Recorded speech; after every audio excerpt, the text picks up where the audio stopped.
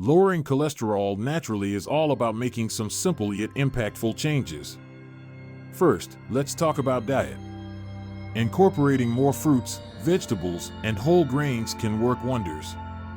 Foods rich in soluble fiber, like oats and beans, help reduce cholesterol absorption. Don't forget healthy fats.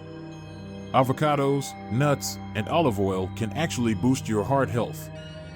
Next, consider adding fatty fish to your meals. Salmon, mackerel, and sardines are packed with omega-3 fatty acids, which are fantastic for lowering triglycerides.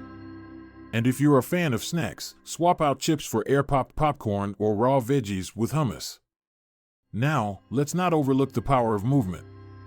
Aim for at least 30 minutes of moderate exercise most days. Whether it's brisk walking, cycling, or dancing, find something you enjoy.